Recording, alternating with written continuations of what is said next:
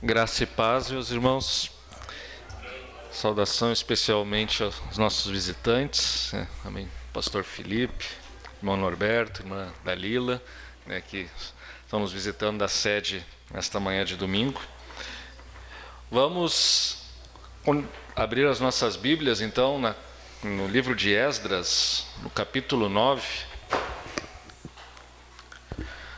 Faremos a leitura do capítulo 9 de Esdras, um capítulo curto.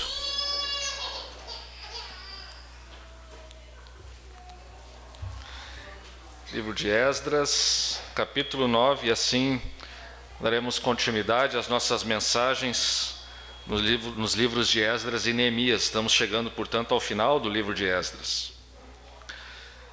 Esdras, capítulo 9, a partir do versículo 1. Os irmãos localizaram o texto bíblico? Diz assim, portanto, a palavra do Senhor. Acabadas, pois, estas coisas, vieram ter comigo os príncipes, dizendo: o povo de Israel, os sacerdotes e os levitas, não se separaram dos povos de outras terras com suas abominações, isto é, dos cananeus, dos heteus, dos ferezeus, dos jebuseus, dos amonitas, dos moabitas, dos egípcios e dos amorreus. Pois tomaram das suas filhas para si e para seus filhos, e assim se misturou a linhagem santa com os povos destas terras. E até os príncipes e magistrados foram os primeiros nesta transgressão. Ouvindo eu tal coisa, rasguei as minhas vestes e o meu manto, e arranquei os cabelos da cabeça e da barba, e me assentei, atônito. Então se ajuntaram a mim todos os que tremiam das palavras do Deus de Israel, por causa da transgressão dos do cativeiro. Porém eu permaneci assentado, atônito, até o sacrifício da tarde. E na hora do sacrifício da tarde, levantei-me da minha humilhação, com as vestes e o manto já rasgados, me pus de joelhos, estendi as mãos para o Senhor meu Deus e disse: meu Deus, estou confuso e envergonhado para levantar a ti a face, meu Deus, porque as nossas iniquidades se multiplicaram sobre a nossa cabeça e a nossa culpa cresceu até os céus. Desde os dias de nossos pais até hoje estamos em grande culpa, e por causa das nossas iniquidades fomos entregues, nós, os nossos reis, nossos sacerdotes, nas mãos dos reis de outras terras e sujeitos à espada, ao cativeiro, ao roubo e à ignomínia, como hoje se vê. Agora, por breve momento, se nos manifestou a graça da parte do Senhor, nosso Deus, para nos deixar alguns que escapem e para dar-nos estabilidade no seu santo lugar, para nos alumiar os olhos, ó Deus nosso, e para nos dar um pouco de vida na nossa servidão. Porque somos servos, porém na nossa servidão não nos desamparou o nosso Deus. Antes, estendeu sobre nós a sua misericórdia, e achamos favor perante os reis da Pérsia, para nos reviver, para levantar a casa do nosso Deus, para restaurar as suas ruínas, e para que nos desse um muro de segurança em Judá e em Jerusalém. Mas agora, ó nosso Deus, que diremos depois disso? Pois deixamos os teus mandamentos, que ordenaste por intermédio dos teus servos, os profetas, dizendo: a terra em que entrais para possuir é terra imunda pela imundícia dos seus povos, pelas abominações com que, na sua corrupção, a encheram de uma extremidade a outra. Por isso, não dareis as vossas filhas a seus filhos, e suas filhas não tomareis para vossos filhos, e jamais procurareis a paz e o bem desses povos, para que sejais fortes e comais o melhor da terra, e a deixeis por herança a vossos filhos para sempre. Depois de tudo que nos tem sucedido por causa das nossas más obras e da nossa grande culpa, e vendo ainda que tu, ó nosso Deus, os tem castigado menos do que merecem nossas iniquidades, e ainda nos deste esse restante que escapou, tornaremos a violar os teus mandamentos e aparentar-nos com os povos destas abominações? Não te indignarias tu assim contra nós, até de todo nos consumirdes, até não haver restante nem alguém que escapasse? Ah, Senhor, Deus de Israel, justo és, pois somos os restantes que escaparam, como hoje se vê. eis que estamos diante de ti na nossa culpa, porque ninguém há que possa estar na tua presença por causa disto. Até aqui a palavra do Senhor, os irmãos podem tomar assento.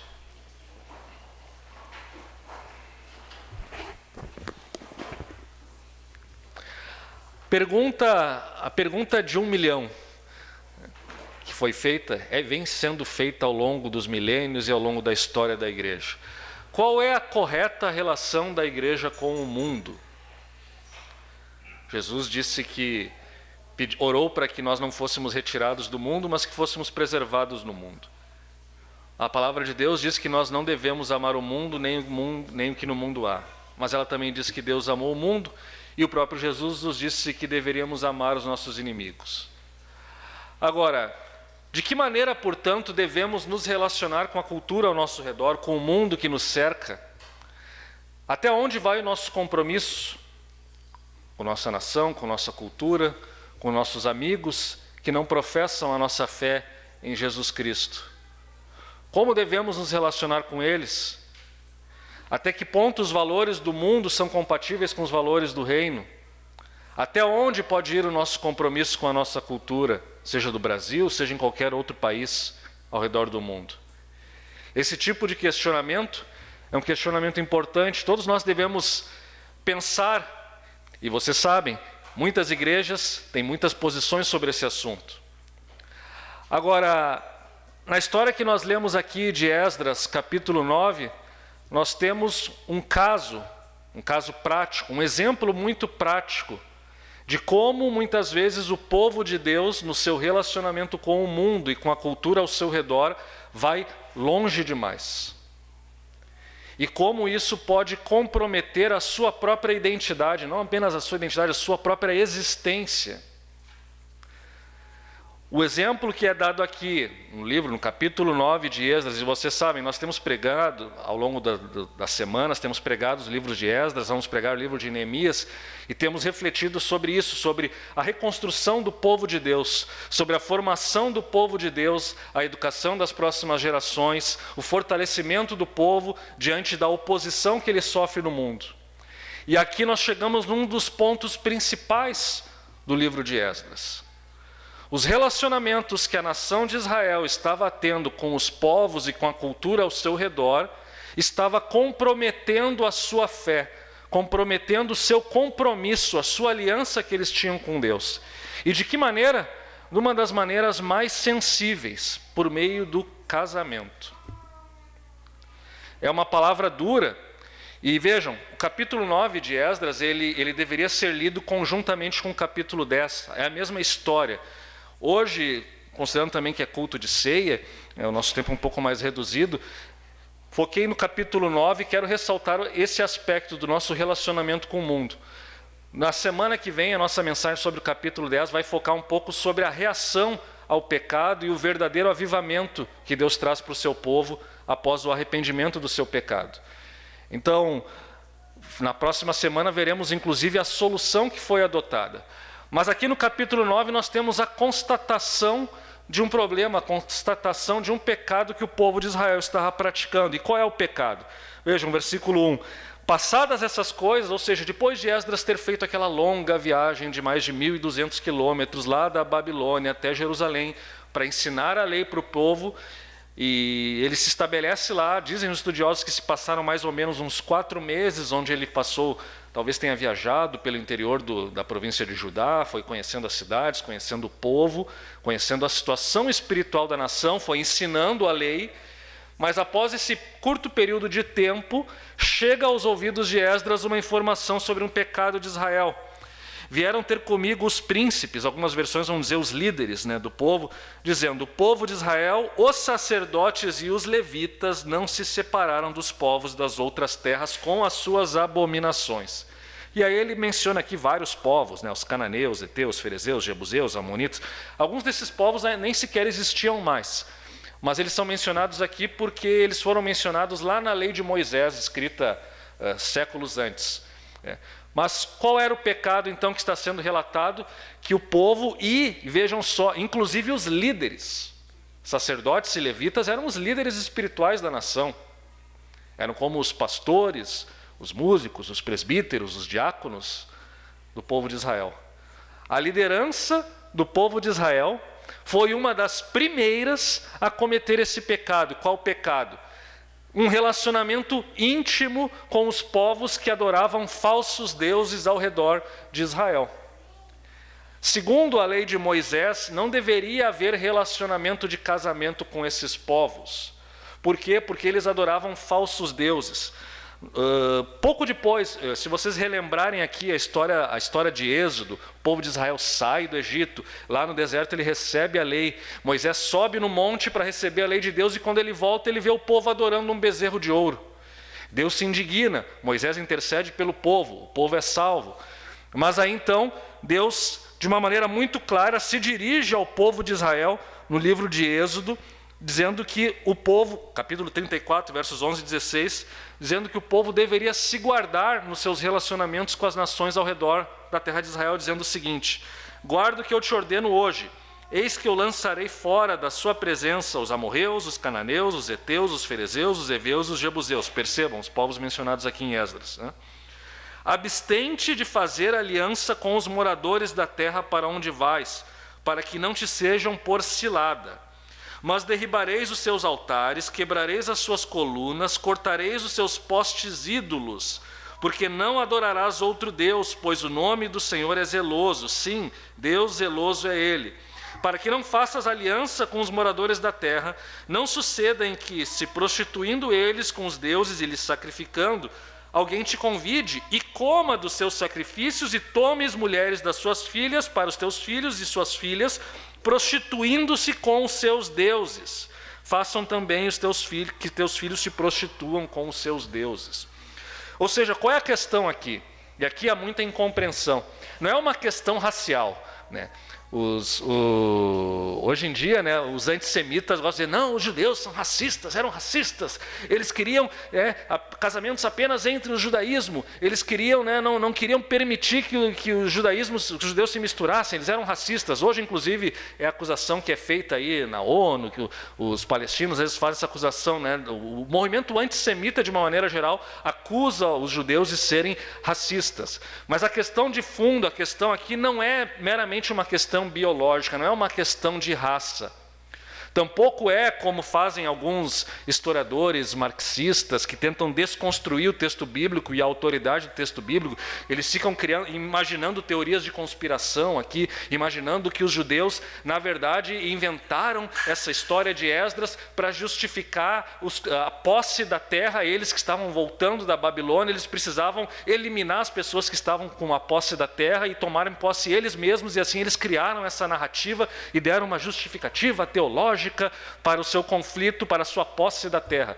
Isso também é uma grande bobagem. Quem fala isso, talvez vocês algum dia venham ouvir isso. Às vezes nos meios acadêmicos se fala isso, é uma releitura da história de Israel que críticos marxistas costumam fazer. Mas a questão é que o texto bíblico não está sujeito a esse tipo de crítica, que não tem prova nenhuma, mas é apenas uma suspeita. Eles querem suspeitar do texto bíblico porque eles não querem acreditar no texto bíblico. E por isso eles vêm com essas teorias. Mas a questão de fundo é o mandamento de Deus que está na lei de Moisés, ou seja, o povo de Israel deve adorar somente o Deus de Israel, o único Deus verdadeiro. Quando o povo se relaciona de uma maneira muito íntima com a cultura ao seu redor, ele cede no seu compromisso e acaba cultuando os falsos deuses juntos. A grande questão de fundo é essa: a aliança de casamento. Se vocês esquecerem da pregação, não esqueçam dessa frase pelo menos. Casamento é uma aliança espiritual. Casamento não é simplesmente a união de um homem e mulher para terem relações sexuais e fazerem filhos. Casamento é uma aliança espiritual. Como que vai haver um relacionamento, uma aliança espiritual com alguém que não professa o mesmo Deus? É simplesmente impossível.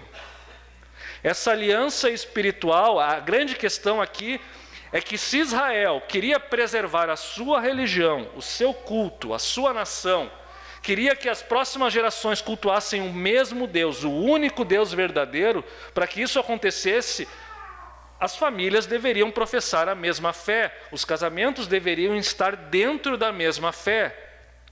Não poderia haver casamentos mistos, e aqui Entendam, há 2.500 anos atrás, quando foi escrito o livro de Esdras, e também mais de 3.000 quando foi dada a lei para o povo de Israel, a religião muitas vezes era determinada pelo chefe de família. A religião muitas vezes era determinada pelos relacionamentos familiares. Não pensem vocês que no mundo antigo havia assim os evangelistas que pregavam e havia liberdade religiosa. Não havia isso. A religião era quase que uma imposição familiar. No momento em que há um relacionamento de intimidade familiar entre duas religiões, alguma delas vai prevalecer. E a história de Israel nos mostra e nos ensina que ao longo do tempo, o que prevaleceu foi o culto a Satanás, ou seja, o culto aos falsos deuses. O culto, e o texto bíblico é bem claro, as suas abominações. Que são as abominações? Eram os cultos praticados por esses povos que estavam ao redor de Israel. Os cananeus, os heteus, os ferezeus, os jebuseus, os moabitas, egípcios, amorreus. Aliás, amonitas e moabitas eram até meio aparentados dos israelitas. Mas eles adoravam falsos deuses. Deuses que às vezes incluíam até sacrifícios humanos. A história de Israel nos mostra reis de Israel que no seu compromisso, a história também nos mostra Salomão, casando com mulheres estrangeiras que adoravam falsos deuses, a tal ponto que elas perverteram o seu coração e ele passou a cultuar esses falsos deuses também. E os seus descendentes, houve descendentes deles que sacrificaram os próprios filhos a Moloque, um dos deuses das nações ao redor de Israel. Então, o compromisso que se forma no altar, o compromisso de aliança que se faz num casamento, é uma aliança espiritual que tem profundas consequências na vida familiar. Que ninguém se iluda. E aí alguém pode dizer assim, pastor, mas isso daqui é algo da lei de Moisés para Israel. Não se aplica. Meus irmãos, se aplica assim, sabem por quê? Porque esse problema ele começou muito antes, ele não começou com Moisés, não começou lá com o bezerro de ouro, não começou com os reis de Israel, não começou aqui com Esdras. Esse problema ele remonta à própria queda. Quando Adão e Eva pecam, Deus faz ao mesmo tempo em que Deus castiga e os expulsa do jardim, Deus faz uma promessa, quando ele se dirige à mulher. E ele diz que ia colocar inimizade entre ela e a serpente, entre a descendência da mulher, entre a tua semente e a semente da serpente. Isso está no capítulo 13 de Gênesis. E a descendência da mulher iria pisar a cabeça da serpente. E a serpente, por sua vez, lhe iria ferir o calcanhar. Alguém pode pensar, mas o que isso significa? Logo em seguida, na narrativa de Gênesis, fica claro. A semente da serpente são aqueles que servem, que se opõem ao povo de Deus. Caim é o representante da semente da serpente. Ele mata o seu irmão e da sua linhagem só sai perversidade, só sai coisas ruins. Por sua vez, Adão e Eva têm um outro filho, Sete. E de Sete, dos seus descendentes, saem aqueles que invocavam o nome do Senhor, aqueles que adoravam o Deus verdadeiro. Essas duas sementes, elas se opõem. Só que o livro de Gênesis nos fala que num determinado momento os filhos de Deus, que era a semente da mulher, descendência de Sete, se uniram com os filhos de Caim, e dessa união desses filhos saíram, inclusive gigantes, e o povo se corrompeu, e se corrompeu de tal maneira que Deus tem que mandar um dilúvio sobre a terra. Tamanha era a maldade do gênero humano. Aqueles que representavam a linhagem santa, os filhos de Deus, se uniram com aqueles que eram a linhagem da serpente. O dilúvio vem como um juízo. Depois do dilúvio, Noé sai da arca, alguém poderia pensar, está resolvida a questão, porque Deus matou toda a linhagem da serpente. A questão é que o ser humano traz dentro de si o pecado. E aí se constata que, na verdade, não é simplesmente uma questão biológica, mas existem aqueles que servem a Deus e aqueles que não servem a Deus. E não há meio termo aqui. Ou servimos a Deus, ou servimos quem se opõe a Deus.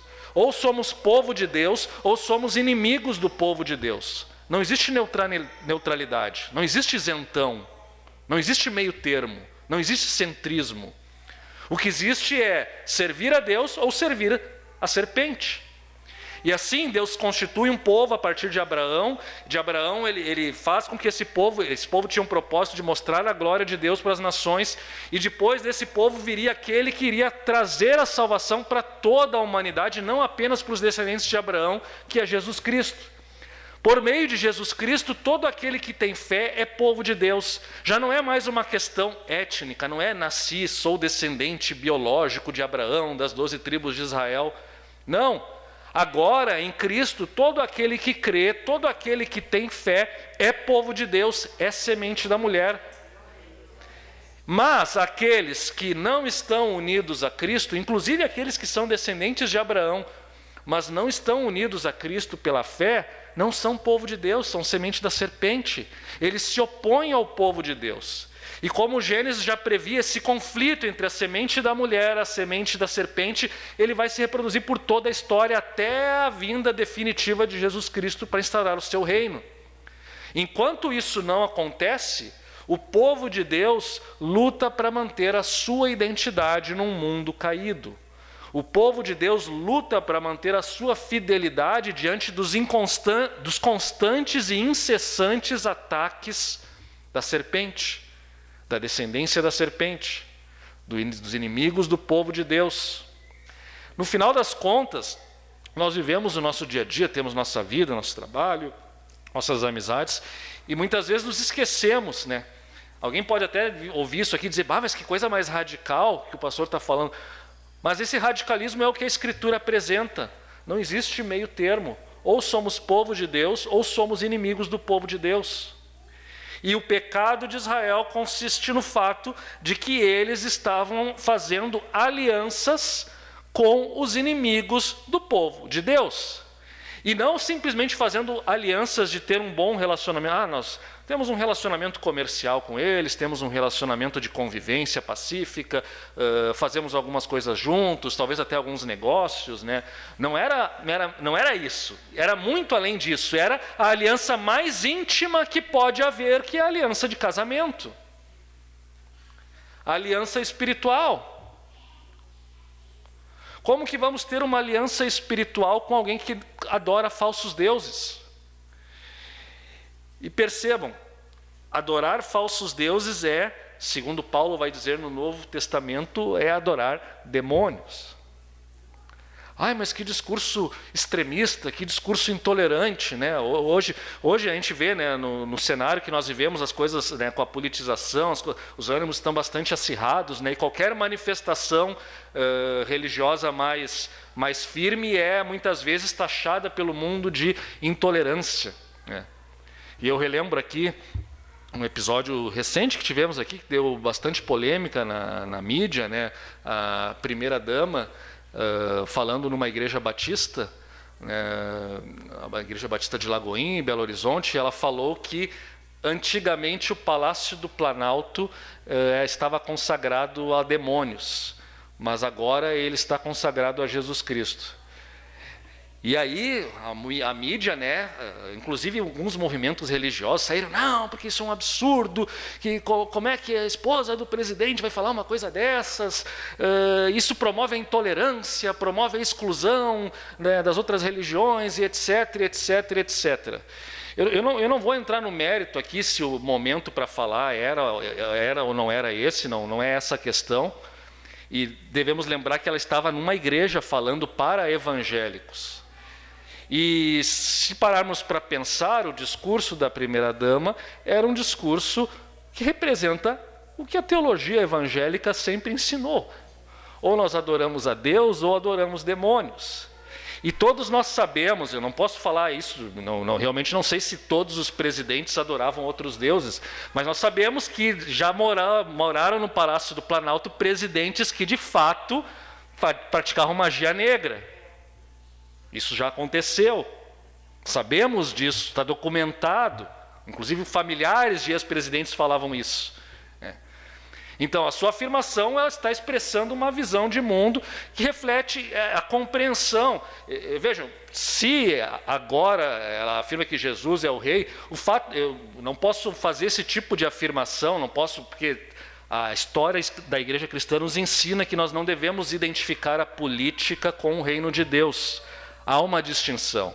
Agostinho escreveu A Cidade de Deus justamente para mostrar que a queda do Império Romano, que era cristão na sua época, não representava o fracasso do reino de Deus no mundo, porque o reino de Deus e o reino dos homens são esferas distintas.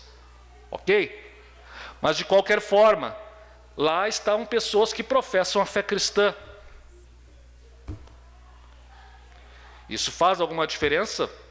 Provavelmente faz. Agora, ninguém está aqui avaliando o tipo de fé, se a fé é verdadeira, se não é. Ninguém está aqui avaliando se é eleitoreiro ou se não é.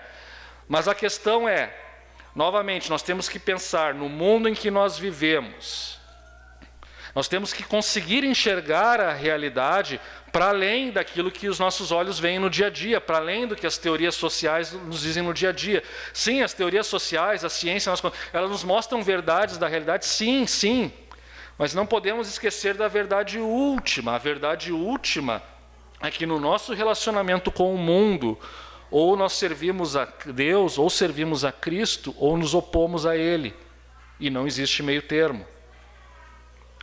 Portanto, Esdras, ao ver a situação do povo e ao ver que os próprios líderes da nação estavam tendo esse envolvimento esse indevido, estavam tendo essa aliança com os povos pagãos, ele fica absolutamente perplexo e a reação dele é uma coisa assim que nós mesmos, né, olhamos para isso e ficamos assim, poxa, que exagero, né? Verso 3, ouvindo eu tal coisa, rasguei minhas vestes, o meu manto, arranquei os cabelos da cabeça e da barba e me assentei atônito. Nós podemos dizer, poxa, Esdras parece meio fundamentalista, né? Meio radical. Lembremos de duas coisas. Em primeiro lugar, no mundo antigo era comum, diante de uma situação calamitosa, as pessoas rasgarem as vestes, se assentarem na cinza, jejuar, expressar exteriormente a sua humilhação e a sua tristeza. Isso era bastante comum na cultura de Israel. É claro que aqui o que Esdras faz é um pouco mais intenso do que isso, porque ele diz que arrancou os cabelos da cabeça e da barba. Isso não era tão comum, não. Mas o que deveria, ao invés de nos chocarmos com a reação de Esdras, como líder daquela nação, como líder religioso e também político daquela nação, ao invés de nos chocarmos com essa reação, deveríamos nos chocar com o compromisso que o povo tem com o pecado. E aqui é uma lição também que o texto nos traz. Muitas vezes na nossa convivência, no dia a dia, com o mundo, com a cultura, nós estamos tão acostumados com isso que o pecado e o mal já não nos choca mais. Que simplesmente deixar que os nossos valores saiam pelo ralo já não é mais um problema para nós. Ah, sim, as coisas não estão indo bem, sim, o povo de Deus já não professa Deus, a gente vê igrejas aí que estão endossando uma visão de sexualidade que não é a visão bíblica, mas isso já não nos choca mais. A gente, pois é o nosso tempo, são tempos diferentes. Não. Evidente, eu não estou dizendo aqui que nós temos que rasgar nossa veste e arrancar os nossos cabelos, literalmente, como Esdras fez, até porque isso me parece uma manifestação cultural. Mas a questão é que o nosso exterior, muitas vezes, reproduz aquilo que está dentro de nós. Esdras ficou consternado pelo pecado da nação. Ele percebeu que as próximas gerações estavam sob ameaça de não terem mais a fé verdadeira por causa destes casamentos. Ele expressa, portanto, a sua tristeza. Ele, como um líder visionário, ele consegue enxergar o futuro, ele consegue enxergar para além daquilo que estava vendo. E provavelmente essa indignação, essa tristeza profunda que ele sente, acontece porque os líderes foram os primeiros a fazer isso, né? É o que o texto nos diz, né? Os príncipes e magistrados foram os primeiros nessa transgressão. Ou seja, aqueles que deveriam dar o exemplo, aqueles que lideram, foram os primeiros a fazer uma aliança com o mundo além daquilo que deveria ter sido feito. E aí, talvez vocês me perguntem, poxa, Rodrigo, ok, sabemos, né, que, de fato, num casamento, isso não é um ensinamento apenas de Esdras, não é apenas de Gênesis, não é apenas de Êxodo, de Deuteronômio, mas isso também está no Novo Testamento, quando Paulo fala sobre o jugo desigual, etc. e tal. Ok, nós sabemos disso, isso diz respeito ao casamento, mas ok, muitos aqui na nossa congregação são casados com pessoas que professam a mesma fé, ok. O que isso diz respeito a mim? Bom, meus irmãos, vejam que o casamento é uma ilustração O casamento com pessoas que não professam a mesma fé é uma ilustração de como o nosso relacionamento com o mundo muitas vezes vai longe demais, a tal ponto então de comprometer a nossa aliança com Deus, a nossa fidelidade a Deus.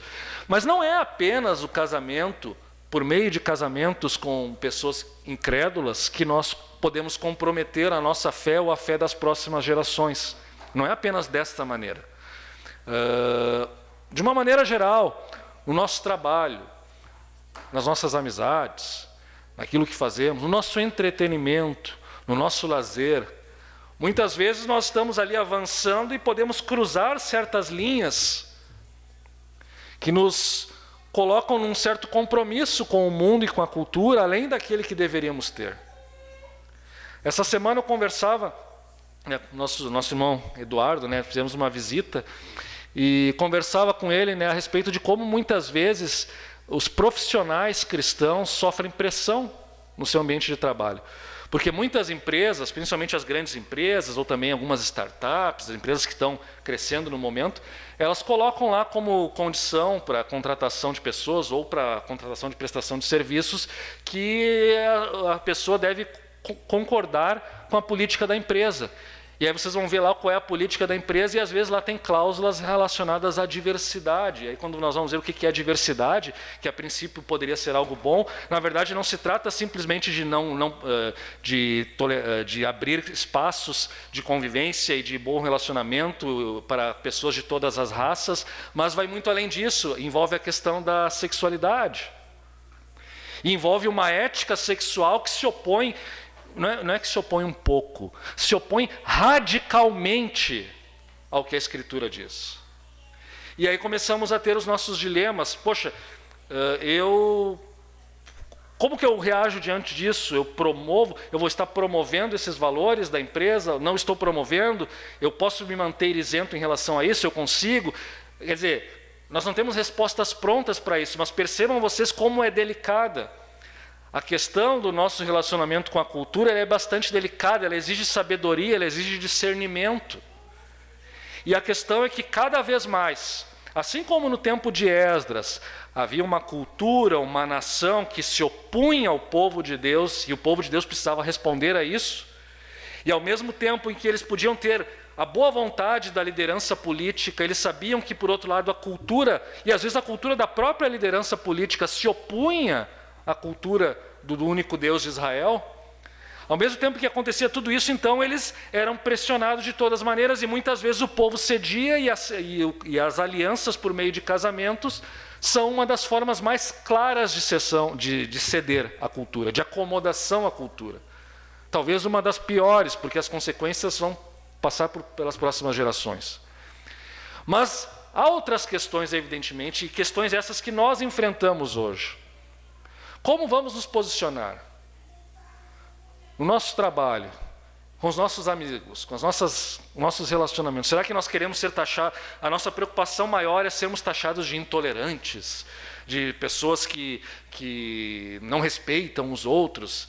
E vejam que essas acusações elas são injustas, elas são falsas, elas são mentirosas, diabolicamente mentirosas.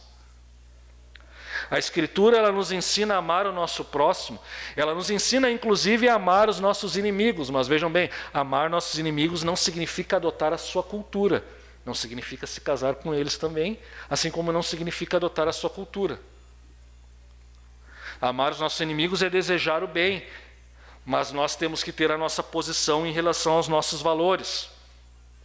Há mais ou menos 50 anos atrás, um teólogo cristão chamado Richard Niebuhr, escreveu um livro, Cristo e Cultura, na qual ele analisa mais ou menos a história da igreja, ele fala das diversas maneiras que o cristianismo se relacionou com o mundo. Ele fala do Cristo contra a cultura, que é quando a igreja se opõe fortemente à cultura. Ele fala do Cristo da cultura, que é quando a igreja simplesmente cede aos apelos culturais. Ele fala do Cristo acima da cultura, que é quando muitas vezes a posição que a Igreja Católica adotou, que enxerga a natureza como algo bom e a fé como algo que complementa a cultura.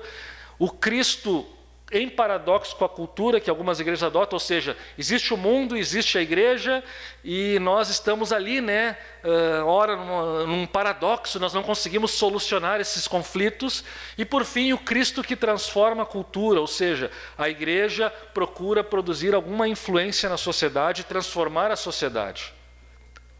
Muitos de nós tendemos a entender que o modelo certo é Cristo transformar a cultura, ou seja, nós temos um papel de transformar, de impactar o mundo ao nosso redor. Assim como Israel, se preservasse a fidelidade da sua fé, ele ia ser luz para as nações. Nós, como igreja, preservando a nossa fé, evangelizando e atuando no mundo em que nós estamos, nós vamos transformar a cultura. E sim, isso pode ser verdade.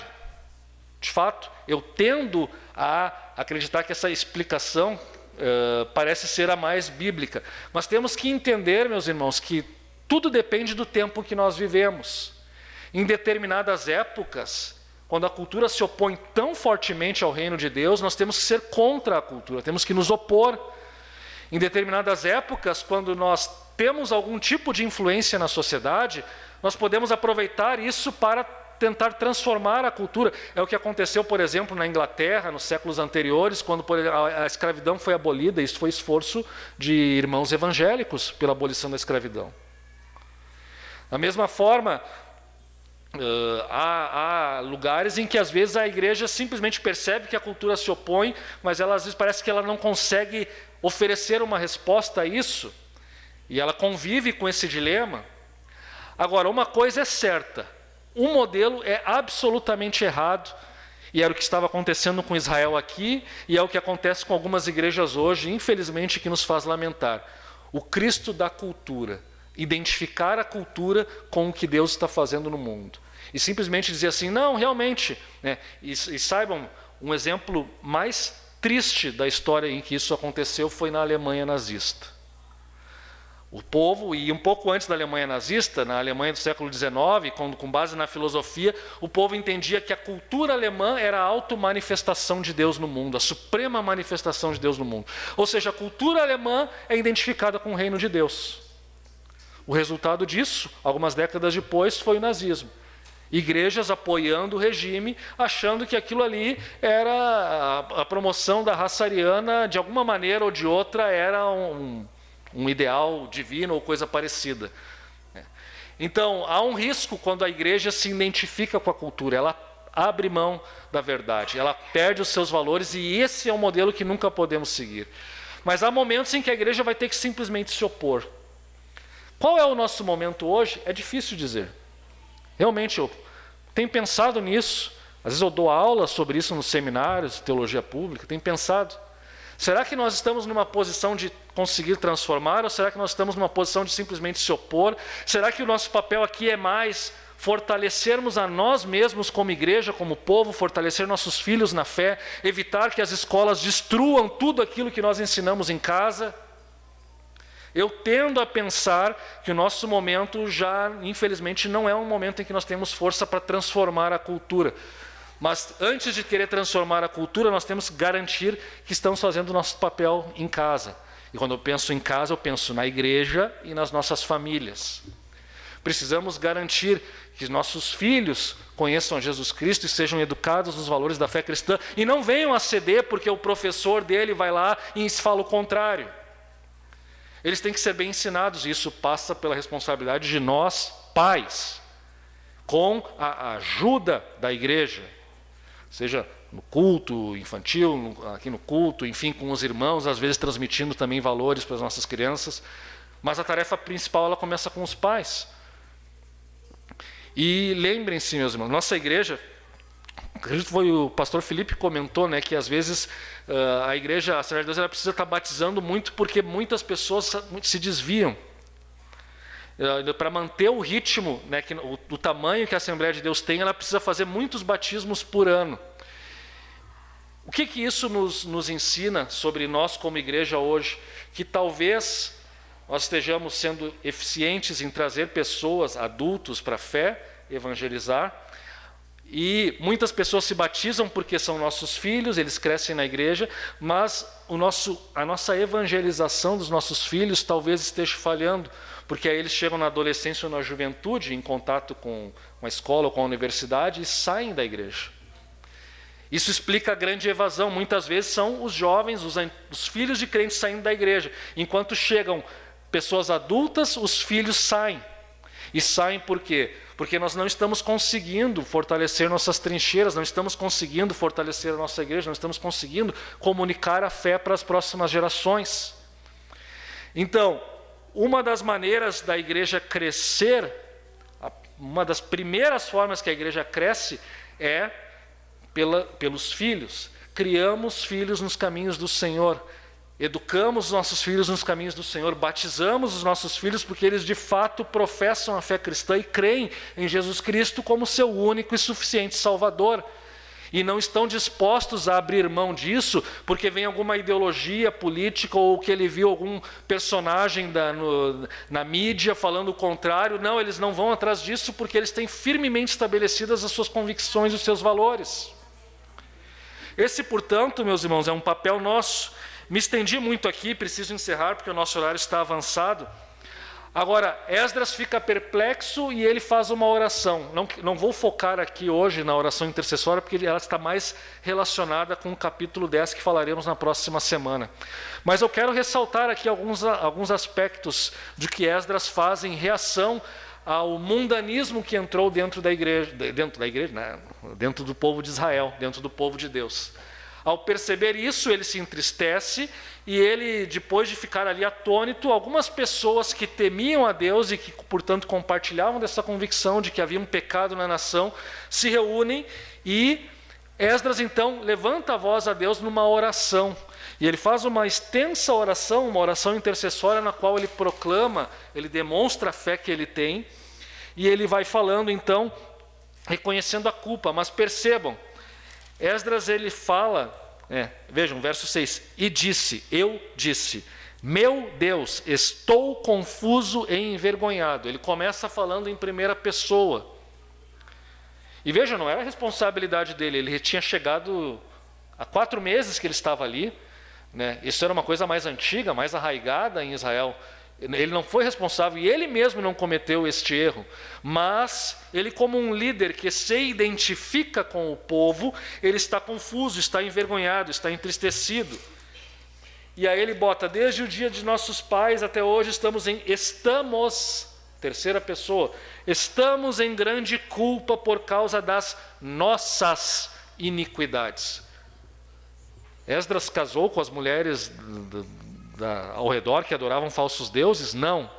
Mas ele reconhece que a culpa de Israel não é simplesmente, não é essa coisa individualista de hoje. Não, eu não pequei, eu sou santo, os meus irmãos da igreja que são pecadores, então Deus vai ter misericórdia. Meus irmãos, Deus vai castigar o povo, a igreja, pelo pecado de alguns que estão dentro do povo.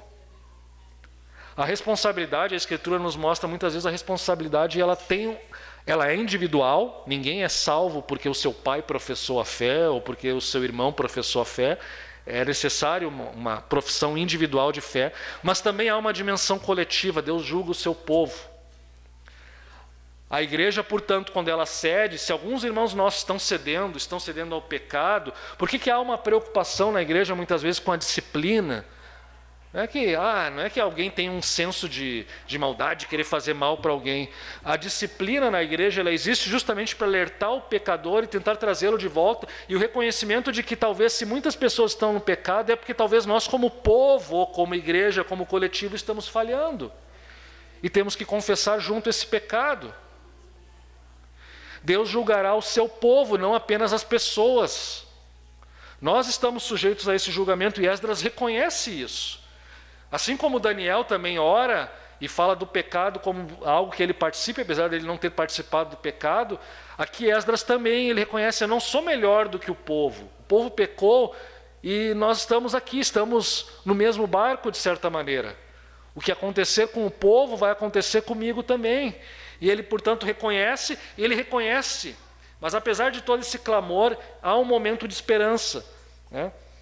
ele vai dizer no verso 8 e 9 que Deus levantou um muro de proteção, de segurança em Judá e Jerusalém, que Deus mostrou misericórdia com o povo de Judá, apesar do seu pecado. E aqui está, né, algo importante no nosso encerramento, quando a gente pensa, apesar do nosso pecado, Deus demonstra misericórdia. Esdras nem chegou ainda a pedir perdão, mas ele já reconhece que Deus poderia ter feito um juízo muito maior sobre a nação, mas ele, como que pegou leve, ele foi misericordioso e permitiu que o povo voltasse e se estabelecesse na terra. E ele então reconhece que o povo voltou a pecar e ele entrega tudo, verso 14 e 15, tornaremos a violar os teus mandamentos e aparentarmos com os povos dessas abominações, não te indignarias tu assim contra nós, até de todo nos consumirdes, até não haver nenhum restante que escape? Senhor, Deus de Israel, justo és, somos os restantes que escaparam, como hoje se vê. Eis que estamos diante de ti na nossa culpa, porque ninguém há que possa estar na tua presença por causa disso. Há um reconhecimento da santidade de Deus. Ele não pede perdão ainda neste momento, mas ele se entrega a Deus e confia na justiça e na misericórdia de Deus. E essa deve ser a nossa reação diante do nosso pecado. Diante de Deus, sabemos que Ele tem tido misericórdia de nós, apesar dos nossos erros e de nossas falhas. E nessa manhã, manhã de Santa Ceia, Deus nos chama a avaliarmos a nossa vida. Em que sentido, portanto, podemos dizer que somos um povo que é tanto cidadão do reino de Deus, como cidadão deste mundo, e que ao ser cidadão deste mundo, não corrompe, não compromete os seus valores enquanto cidadãos do reino de Deus? Até onde, aqui eu pergunto para cada um de vocês, até onde você está disposto a ir na sua relação com este mundo? Até onde? O que vai pesar mais para você diante das suas escolhas, sejam elas profissionais, sentimentais, familiares, de entretenimento? O que pesa mais, a sua aliança com Deus ou a sua aliança com o mundo? Você está entre o remanescente fiel de Israel, que procura preservar a fé para si e para as próximas gerações, ou você está entre aqueles que têm que fazer essa oração intercessória como sendo o seu próprio pecado, reconhecendo o seu pecado nisso, no seu mundanismo? Pense para além da aliança espiritual do casamento. O exemplo aqui de Esdras foi o casamento, mas pense além do casamento. Como as suas escolhas são ditadas? Como o seu estilo de vida é ditado? Quem de fato é o rei na sua vida? Jesus Cristo ou os inimigos de Jesus Cristo? Que nessa manhã Deus nos leve ao arrependimento, nos leve a renovar o nosso compromisso de aliança com Ele, acima de todas as coisas e antes de qualquer outro compromisso com quem quer que seja. Vamos nos colocar em pé e vamos orar.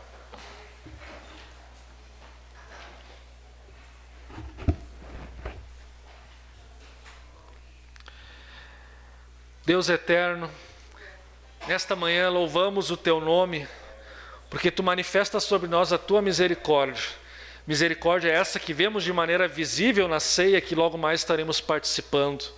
O envio do Teu Filho Jesus para morrer por nós, para nos salvar. Mas nessa manhã nós também, Senhor, confessamos diante de Ti nosso pecado.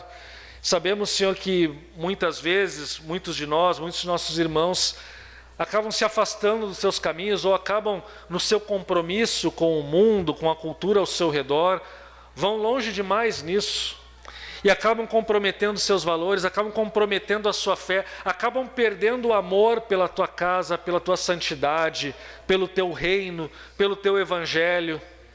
Perdemos, Senhor, a alegria que temos em Ti, porque as alegrias concorrentes que o mundo nos oferece muitas vezes sufocam o nosso amor pelo Teu Evangelho. Se isso tem acontecido conosco como igreja, como congregação, se isso tem acontecido conosco como pessoas, nós pedimos nessa manhã, Senhor, tem misericórdia de nós. Perdoa-nos, Senhor. Que o Teu Espírito Santo fortaleça a nossa fé, desperte o nosso coração dessa apatia espiritual, destes compromissos espirituais com o mundo, com aquilo que se opõe a Ti. Que o Teu Espírito Santo nos leve, Senhor, ao arrependimento e à renovação da nossa aliança contigo, a renovação do nosso compromisso contigo acima de todas as coisas, acima de qualquer coisa. Que possamos, Senhor, estar comprometidos contigo e amar a Ti, Senhor, de fato, como a Tua palavra diz, acima de todas as coisas, Senhor, com todo o nosso coração, com toda a nossa alma, com todo o nosso entendimento, e que possamos transmitir isso ao nosso próximo, aqueles que estão ao nosso redor, nossos amigos, nossos colegas de trabalho, nossos filhos, nossos familiares, Senhor. Sim, que o amor de Cristo transborde em nós, de maneira que mais e mais pessoas possam vir a Te conhecer por meio desse amor, e que assim venham a servir o único Deus vivo e verdadeiro, fazer parte da semente da mulher, a semente da promessa, Senhor. Assim nós oramos nesta manhã em nome de Teu Filho Jesus. Amém.